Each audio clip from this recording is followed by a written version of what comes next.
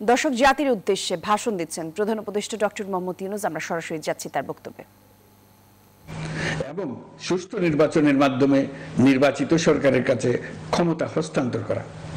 আমরা জুলাই গণঅভ্যুত্থানকালে তৎকালীন ফ্যাসিস্ট সরকারের নির্দেশে সংগঠিত হত্যাকাণ্ডের বিচার কাজ এগিয়ে নিয়ে যাচ্ছে। এই বিচারের উদ্দেশ্যে গঠিত আন্তর্জাতিক অপরাধ ট্রাইব্যুনাল তাদের প্রথম রায় শীঘ্রই দিতে যাচ্ছে। ট্রাইব্যুনালে আরো কয়েকটি মামলার বিচার চূড়ান্ত পর্যায়ে রয়েছে। সাধারণ ফৌজদারি আদালতগুলোতেও জুলাই হত্যাকাণ্ড সম্পর্কিত কিছু বিচার কাজ শুরু হয়েছে। আমরা একই সাথে দেশের ইতিহাসে প্রথমবারের মতো গুমের মতো নৃশংস অপরাধের বিচার কাজ শুরু করেছি। আমি আনন্দের সঙ্গে আপনাদের জানাতে চাই যে সংস্কারের ক্ষেত্রেও আমরা ব্যাপক অগ্রগতি অর্জন করেছি। অন্তর্বর্তী সরকার নিজ উদ্যোগে বা বিভিন্ন সংস্কার কমিশনের প্রস্তাবের ভিত্তিতে অনেক গুরুত্বপূর্ণ সংস্কারের কাজ সম্পন্ন করেছে। কিছু প্রস্তাবিত সংস্কারের কাজ এখনো চলমান আছে। অধ্যাদেশের মাধ্যমে বা বিদ্যমান আইন সংশোধন করে বিচার বিভাগের স্বাধীনতা, বিচার ব্যবস্থাপনা, আর্থিক খাতে স্বচ্ছতা, প্রাতিষ্ঠানিক সক্ষমতা বৃদ্ধি, ডিজিটালাইজেশন সম্প্রসারণ ও দুর্নীতি প্রতিরোধে বিভিন্ন সংস্কার সম্পন্ন করা হয়েছে। ভবিষ্যতে সুশাসনের জন্য এসব সংস্কার বড় ভূমিকা রাখবে বলে আমরা মনে করি। আশা করি আগামী নির্বাচিত সরকার সংসদে আলাপ আলোচনার মাধ্যমে এইসব সংস্কার গ্রহণ করবে। আমাদের আরেকটি গুরু দায়িত্ব হচ্ছে সুষ্ঠু নির্বাচন অনুষ্ঠান।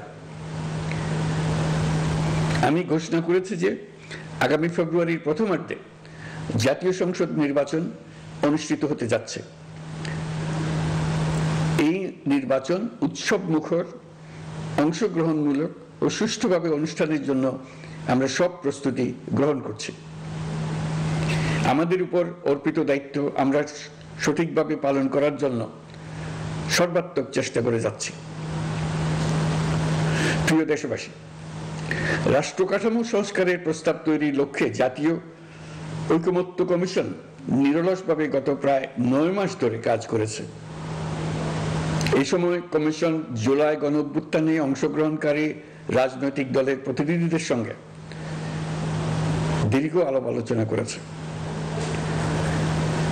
অত্যন্ত সৌহার্দ্যপূর্ণ পরিবেশে ধৈর্য সহকারে রাজনৈতিক দলগুলো কমিশন কর্তৃক উত্থাপিত বিভিন্ন সংস্কার প্রস্তাব নিয়ে যুক্তিতর্ক উপস্থাপন করেছেন। মতের পার্থক্য থাকলেও তা কমিয়ে আনার চেষ্টা করেছেন। অনেক বিষয়ে ঐকমত্যে আসতে পেরেছেন। দেশবাসী সরাসরি সম্প্রচারের মাধ্যমে এই পুরো কার্যক্রম দেখতে পেরেছেন। এটি বাংলাদেশের রাজনীতির ক্ষেত্রে তো বটেই, পৃথিবীর অনেক দেশের জন্য এক অভূতপূর্ব ঘটনা। এটি ভবিষ্যৎ রাজনীতির জন্য আশাব্যঞ্জক। আমি ঐকমত্য কমিশনের সদস্যদের এবং রাজনৈতিক দলগুলোর নেতৃবৃন্দকে গণতান্ত্রিক চর্চার এই অসাধারণ আয়োজনকে সফল করার জন্য আবারও আন্তরিক ধন্যবাদ জানাচ্ছি। ঐকমত্য কমিশনের প্রণীত জুলাই সনদে সংবিধান বিষয়ক 30টি গুরুত্বপূর্ণ সংস্কার প্রস্তাবে রাজনৈতিক দলগুলোর মধ্যে ঐকমত্য তৈরি হয়েছে। এটি একটি ঐতিহাসিক অর্জন। কিছু প্রস্তাবে সামান্য ভিন্নমত আছে, বাকি অল্প কিছু প্রস্তাবে আপাতদৃষ্টে মনে হয় অনেক দূরত্ব আছে, যা গণতান্ত্রিক প্রক্রিয়ায় অস্বাভাবিক কিছু না। তবে খতিয়ে দেখলে দেখা যায় যে এইসব প্রস্তাবগুলোর ক্ষেত্রেও আসলে মতভিন্নতা খুব গভীর নয়। কেউ সংস্কারটা সংবিধানে করতে চেয়েছেন, কেউ আইনের মাধ্যমে করতে চেয়েছেন, কিন্তু সংস্কারের প্রয়োজনীয়তা, নীতি ও লক্ষ্য নিয়ে কারোর মধ্যে মতভেদ নেই। কাজেই রাজনৈতিক দলগুলোর প্রকাশ্য বক্তব্য যতখানি পরস্পর বিরোধী অবস্থানে আছে বলে মনে হয়, জুলাই সনদ সঠিকভাবে বিশ্লেষণ করলে ততখানি মত পার্থক্য দেখা যায় না। এটি আমাদের অনন্য অর্জন। এতে জাতি এগিয়ে যেতে সাহসী হয়। এসব বিবেচনায় রেখে এবং রাজনৈতিক দলগুলো কর্তৃক স্বাক্ষরিত জুলাই সনদকে মূল দলিল হিসেবে ধরে নিয়ে অন্তর্বর্তী সরকার আজকের উপদেষ্টা মণ্ডলীর সভায় জুলাই জাতীয় সনদ, সংবিধান সংস্কার বাস্তবায়ন আদেশ 2025 অনুমোদন করেছে। এটা বিরাট খবর। প্রয়োজনীয় স্বাক্ষর শেষে এটি ইতিমধ্যে গেজেট নোটিফিকেশন করার পর্যায়ে পৌঁছে গেছে। জুলাই সনদ বাস্তবায়নের লক্ষ্যে এই আদেশে আমরা গুরুত্বপূর্ণ কিছু বিধান গ্রহণ করেছি। এর মধ্যে রয়েছে সনদের সংবিধান বিষয়ক সংস্কার প্রস্তাবনার উপর গণভোট অনুষ্ঠান এবং পরবর্তী সময়ে সংবিধান সংস্কার পরিষদ গঠনের সিদ্ধান্ত। আমরা সকল বিষয় বিবেচনা করে সিদ্ধান্ত নিয়েছি যে আগামী জাতীয় সংসদ নির্বাচনের দিনেই গণভোটের আয়োজন করা হবে, অর্থাৎ জাতীয় নির্বাচনের মতো গণভোটও ফেব্রুয়ারির প্রথমার্ধে একই দিনে অনুষ্ঠিত হবে। এতে সংস্কারের লক্ষ্য কোনোভাবে বাধাগ্রস্ত হবে না। নির্বাচন আরো উৎসবমুখর ও সাশ্রয়ী হবে। গণভোট অনুষ্ঠানের লক্ষ্যে উপযুক্ত সময়ে প্রয়োজনীয় আইন প্রণয়ন করা হবে। জুলাই সনদের আলোকে আমরা গণভোটের ব্যালটে উপস্থাপনীয় প্রশ্নও নির্ধারণ করেছি। আমি প্রশ্নটি এখন আপনাদের সামনে পাঠ করে শোনাচ্ছি। প্রশ্নটি হবে এরকম: আপনি কি জুলাই জাতীয় সনদ সংবিধান সংস্কার বাস্তবায়ন আদেশ 2025 এবং জুলাই জাতীয় সনদের লিপিবদ্ধ সংবিধান সংস্কার সম্পর্কিত নিম্নলিখিত প্রস্তাবগুলোর প্রতি আপনার সম্মতি জ্ঞাপন করছেন? ক, নির্বাচনকালীন সময়ে তত্ত্বাবধায়ক সরকার, নির্বাচন কমিশন এবং অন্যান্য সাংবিধানিক প্রতিষ্ঠান জুলাই সনদে বর্ণিত প্রক্রিয়ার আলোকে গঠন করা হবে। খ, আগামী সংসদ হবে 2 কক্ষ বিশিষ্ট। জাতীয় সংসদ নির্বাচনে দলগুলোর প্রাপ্ত ভোটের অনুপাতে 100 জন সদস্য বিশিষ্ট একটি উচ্চকক্ষ গঠিত হবে এবং সংবিধান সংশোধন করতে হলে উচ্চকক্ষের সংখ্যাগরিষ্ঠ সদস্যের অনুমোদন দরকার হবে। গ, সংসদে নারীর প্রতিনিধি বৃদ্ধি, বিরোধী দল থেকে ডেপুটি স্পিকার ও সংসদীয় কমিটির সভাপতি নির্বাচন, প্রধানমন্ত্রীর মেয়াদ সীমিতকরণ, রাষ্ট্রপতির ক্ষমতা বৃদ্ধি, মৌলিক অধিকার সম্প্রসারণ, বিচার বিভাগের স্বাধীনতা ও স্থানীয় সরকার সহ বিভিন্ন বিষয়ে যে 30টি প্রস্তাবে জুলাই জাতীয় সনদে রাজনৈতিক দলগুলোর ঐকমত্য হয়েছে সেগুলো বাস্তবায়নে আগামী নির্বাচনে বিজয়ী দলগুলো বাধ্য থাকবে। ঘ, জুলাই সনদে বর্ণিত অন্যান্য সংস্কার রাজনৈতিক দলগুলোর প্রতিশ্রুতি অনুসারে বাস্তবায়ন করা হবে। গণভোটের দিন এই 4টি বিষয়ের উপর একটি মাত্র প্রশ্নে আপনি হ্যাঁ বা না ভোট দিয়ে আপনার মতামত জানাবেন। গণভোটের সংখ্যাগরিষ্ঠ ভোট হ্যাঁ সূচক হলে আগামী সংসদ নির্বাচনে নির্বাচিত প্রতিনিধি নিয়ে একটি সংবিধান সংস্কার পরিষদ গঠিত হবে। এই প্রতিনিধিগণ একই সাথে জাতীয় সংসদের সদস্য হিসেবে দায়িত্ব পালন করবেন। পরিষদ তার প্রথম অধিবেশন শুরুর তারিখ হতে 180 কার্য দিবসের মধ্যে সংবিধান সংস্কার করবে। সংবিধান সংস্কার সম্পন্ন হওয়ার পর 30 কার্য দিবসের মধ্যে সংসদ নির্বাচনে প্রাপ্ত ভোটের সংখ্যানুপাতে উচ্চকক্ষ গঠন করা হবে। এর মেয়াদ হবে নিম্নকক্ষের শেষ কার্য দিবস পর্যন্ত। জুলাই সনদ বাস্তবায়নের অঙ্গীকারনামা অনুসারে সংবিধানে জুলাই জাতীয় সনদ অন্তর্ভুক্ত করার ব্যবস্থা গ্রহণ করা হবে।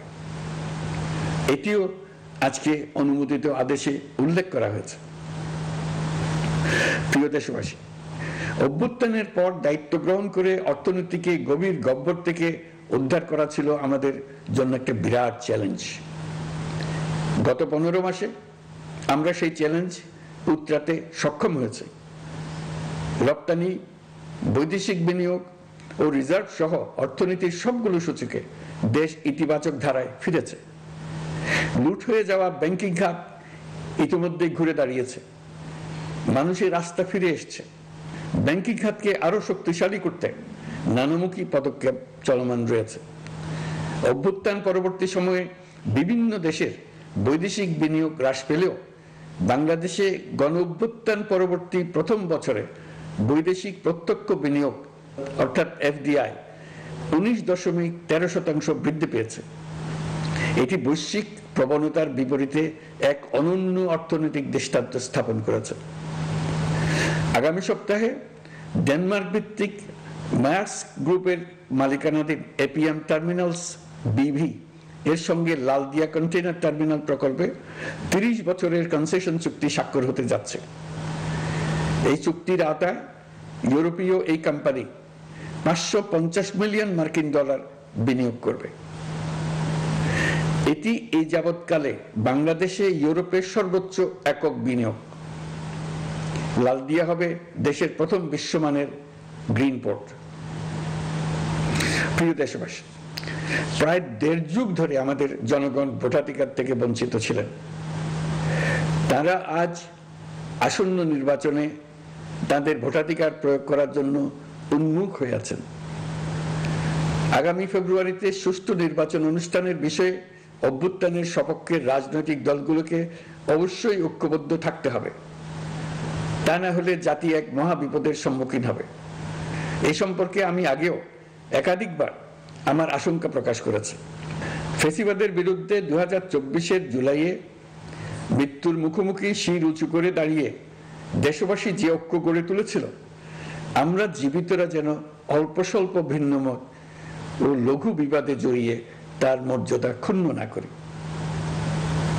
133 শিশু, শত শত তরুণ তরুণী, নারী পুরুষের মৃত্যু, হাজার হাজার মানুষের অঙ্গহানির যে আত্মত্যাগ, সেটিকে আমাদের সম্মান জানাতেই হবে। দেশের আপামর জনগণ সামান্য যা চায় তা হচ্ছে এই অগণিত হতাহতের স্মৃতির প্রতি শ্রদ্ধা জানিয়ে আমরা সবাই যেন ভিন্ন মতের প্রতি সহিষ্ণুতা দেখাই, দলীয় স্বার্থ অতিক্রম করে সম্মিলিত আকাঙ্ক্ষা ও জাতীয় চাওয়াকে ঊর্ধ্বে তুলে ধরি। তাই আমি আশা করি আমাদের এই সিদ্ধান্ত জাতির বৃহত্তর স্বার্থে রাজনৈতিক দলগুলো মেনে নেবে। একটি উৎসবমুখর জাতীয় নির্বাচনের দিকে জাতি এগিয়ে যাবে। এর মাধ্যমে আমরা নতুন বাংলাদেশে প্রবেশ করব। আমরা নতুন বাংলাদেশ গড়ার দ্বার প্রান্তে এসে পৌঁছলাম। মহান আল্লাহ আমাদের সহায় হন। আমাদের আশা মহান আল্লাহ পূরণ করুন। আল্লাহ হাফেজ। সবাইকে ধন্যবাদ।